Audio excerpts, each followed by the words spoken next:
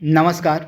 एक बार फिर से बहुत बहुत स्वागत है आप सभी का परीक्षा वर्ल्ड के इस यूट्यूब चैनल में। दोस्तों, आधुनिक भारत के इतिहास का हम जो क्रैश कोर्स स्टार्ट किए हैं उसका जो चैप्टर 2 है उसको आज हम कंप्लीट करेंगे। आज हम पढ़ने वाले हैं इस वीडियो में 18वीं शताब्दी में स्थापित नवीन स्वतंत्र राज्यों के बारे में। इससे पहले हमारा जो पहला चैप्टर था वह उत्तरवर्ती मुगल शासकों पर आधारित था। तो अगर आपने हमारा पहला चैप्टर नहीं देखा है, पहला वीडियो इस क्रैश कोर्स का नहीं देखा है, तो आप उसे जरूर देख लीजिएगा। पहला वीडियो देखने के बाद ही आप सेकेंड वीडियो को देखिएगा। तो आज का हमारा जो सेकेंड वीडियो है यह आधारित है 18वीं शताब्दी में स्थापित नवीन स्वतंत्र राज्यों के ऊपर। तो चलिए वीडियो को शुरू करते हैं और देख लेते हैं कि आज का हमारा जो सेकेंड चैप्टर है इससे जुड़े हमने कौन कौन से महत्वपूर्ण फैक्ट और पॉइंट को इस वीडियो में सम्मिलित किया हुआ है। तो चलिए वीडियो को शुरू करते हैं। सबसे पहले हम बात करेंगे 18वीं शताब्दी में जो नवीन स्वतंत्र राज्य हुए थे उन राज्यों के बारे में बात करेंगे, उनसे उनके संस्थापक कौन थे और उनसे जुड़े कुछ इंपॉर्टेंट फैक्टों को भी सबसे पहले आइए देख लेते हैं। तो सबसे पहले हम बात करेंगे हैदराबाद राज्य के बारे में। इसकी जो स्थापना की गई थी 1724 में निजाम उल मुल्क आसफ जाह के द्वारा। इसको हम चिनकिलिच खां के नाम से भी जानते थे। निजाम उल मुल्क आसफ जाह को चिनकिलिच खां के नाम से भी जाना जाता था। इसको इसी के द्वारा जो है हैदराबाद राज्य की स्थापना की गई 1724 में। तथा हैदराबाद राज्य से जुड़ा एक इंपॉर्टेंट तथ्य आप याद रखिएगा, वेलेस्ली की जो सहायक संधि थी उसको मानने वाला पहला राज्य बना था हैदराबाद। ये फैक्ट आप याद रखिएगा, भूलिएगा मत, कई बार एग्जाम में यह प्रश्न पूछा गया है। इसके बाद दूसरा राज्य था आपका कर्नाटक। कर्नाटक राज्य की जो स्थापना की गई थी सआदत उल्ला खां के द्वारा। कर्नाटक की जो राजधानी थी आपकी अर्काट थी, इसे आप ध्यान दीजिएगा। उसके बाद इसी क्रम में अगला स्वतंत्र राज्य था आपका अवध। अवध की स्थापना की गई थी सआदत खान बुरहान उल मुल्क के द्वारा, जिसे आप ध्यान दीजिएगा। तथा अवध जो राज्य था कुशासन का आरोप लगाकर जो है इसे जो है 1856 में अंग्रेजों ने अपने साम्राज्य में मिला लिया था। यानी कि कुशासन का आरोप लगाकर पहली बार जो राज्य भारतीय राज्य था अवध, उसको अंग्रेजों ने अपने साम्राज्य में मिला लिया था 1856 में। तो फैक्ट आप याद रखिएगा। अवध का अंतिम नवाब था आपका वाजिद अली शाह। तो ये फैक्ट भी आप ध्यान दीजिएगा।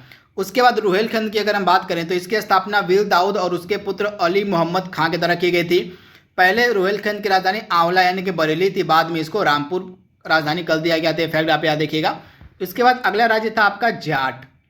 सूरजमल जो था जाट राज्य का योग्य एवं विद्वान शासक था, जिसके शासन में जाट राज्य अपने चरमोकर्ष पर पहुंचा था। तथा सूरजमल जो था इस जाट राज्य का जो एक विद्वान शासक था, इसको जो है जाटों का अफलातून भी कहा जाता था। फैक्ट आप स्टार मार्क कर लीजिएगा। जाटों का जो अफलातून है यह सूरजमल को कहा जाता है, तो इसे आप ध्यान दीजिएगा। तो ये कुछ इंपॉर्टेंट स्वतंत्र राज्य थे, उनसे जुड़े कुछ इंपॉर्टेंट फैक्ट को हमने यहाँ पर डिस्कस किया है। इसको आप जरूर से नोट डाउन कर लीजिएगा, यहाँ से डेफिनेटली आपके एग्जाम में प्रश्न देखने को मिल सकता है। अब हम 1 बाय 1 करके एक एक स्वतंत्र राज्यों के बारे में पूरे डिटेल में बात करेंगे। तो सबसे पहले हम बात करने वाले हैं केरल राज्य के बारे में। तो केरल राज्य जो था 18वीं सदी की शुरुआत में केरल में 4 प्रमुख राज्य थे, कालीकट, चिरक्कल, कोचीन एवं त्रावणकोर। तो इसे आप ध्यान दीजिएगा। मार्तंड वर्मा जो था त्रावणकोर का एक प्रमुख शासक था।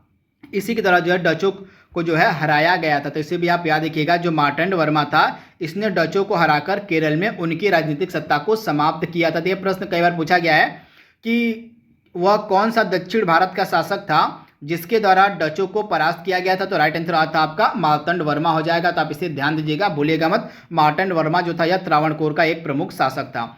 इसके बाद राम वर्मा भी जो था त्रावणकोर का एक प्रसिद्ध शासक होता है। इसके बाद इसे आप ध्यान दीजिएगा।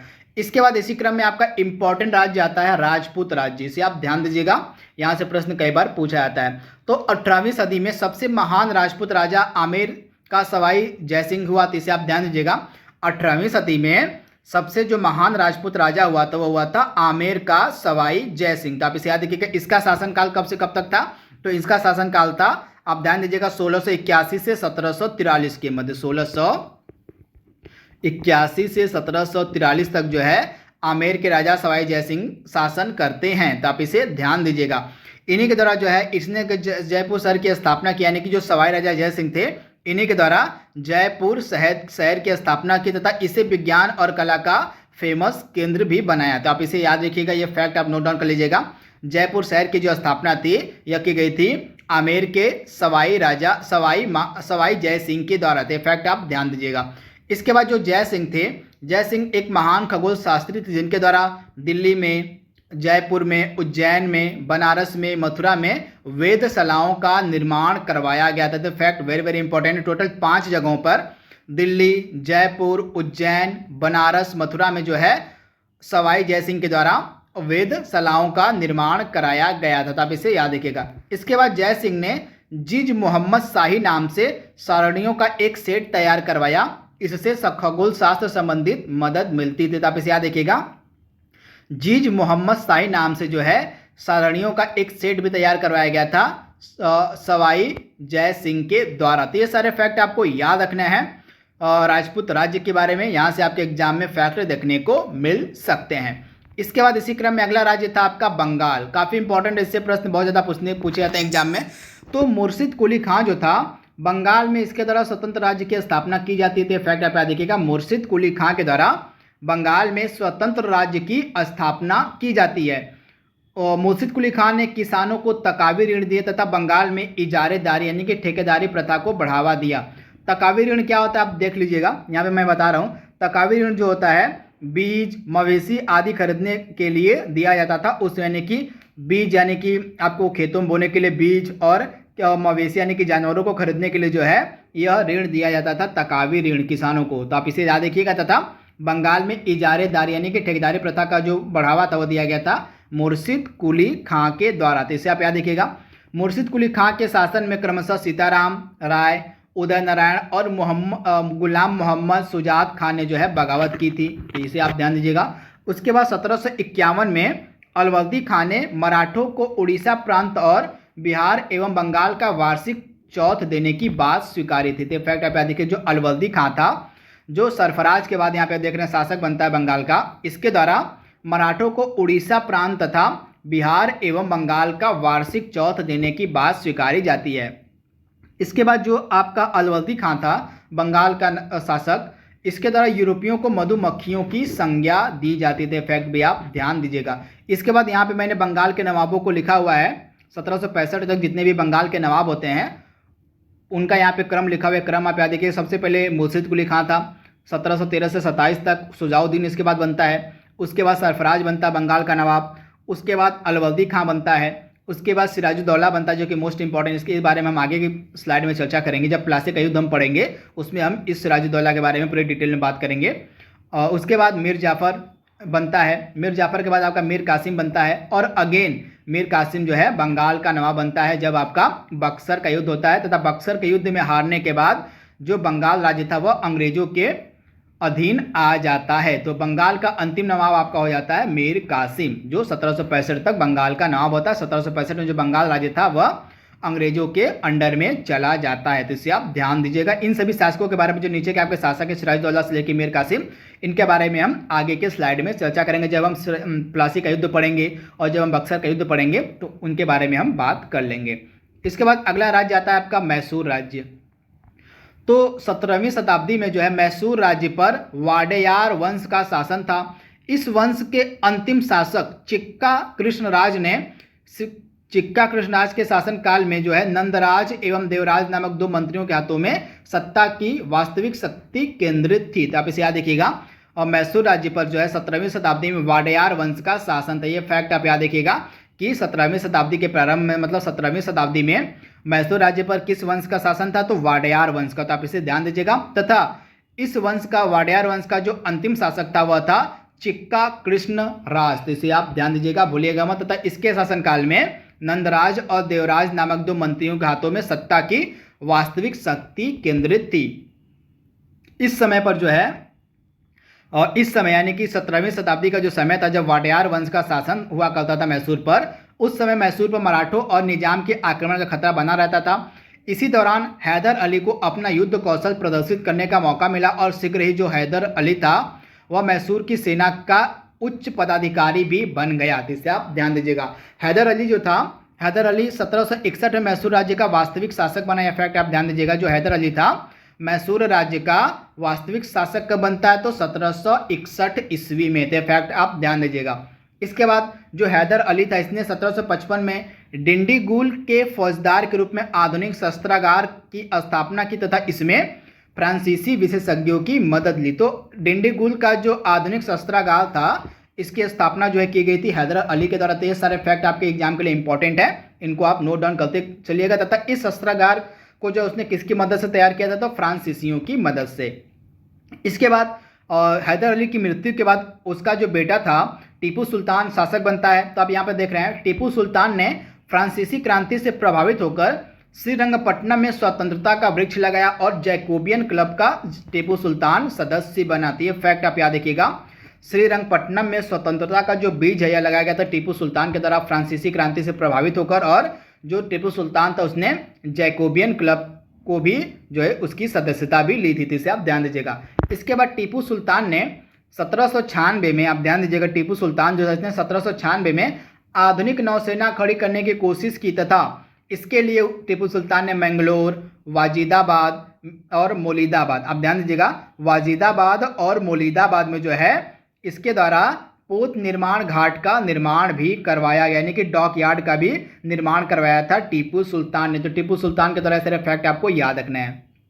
इसके बाद जो टीपू सुल्तान था आपका, इसके द्वारा श्रृंगेरी मंदिर के मरम्मत के लिए दान भी दिया गया था। जिससे आप ध्यान दीजिएगा, टीपू सुल्तान के द्वारा श्रृंगेरी मंदिर के मरम्मत के लिए दान भी दिया गया था। और जो है टीपू सुल्तान ने विदेशों में आधुनिक पद्धति के दूतावास भी स्थापित किए थे। मोस्ट इंपॉर्टेंट फैक्ट आप नोट डाउन कर लीजिएगा, जो है टीपू सुल्तान के द्वारा विदेशों में दूतावास की स्थापना भी की गई थी। तो ये सारे फैक्ट आपको याद रखने हैं टीपू सुल्तान से रिलेटेड। अब हम बात करेंगे मैसूर राज्य और अंग्रेजों के मध्य हुए युद्ध के बारे में। यहाँ से डेफिनेटली हर साल एग्जाम में प्रश्न देखने को मिलता है मैच द फॉलोइंग के रूप में। तो सबसे पहले हम बात करेंगे प्रथम आंग्ल मैसूर युद्ध के बारे में।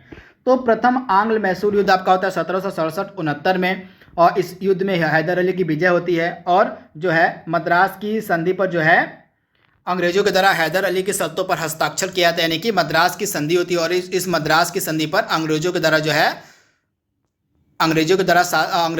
है साइन यानी कि हस्ताक्षर किया जाता है।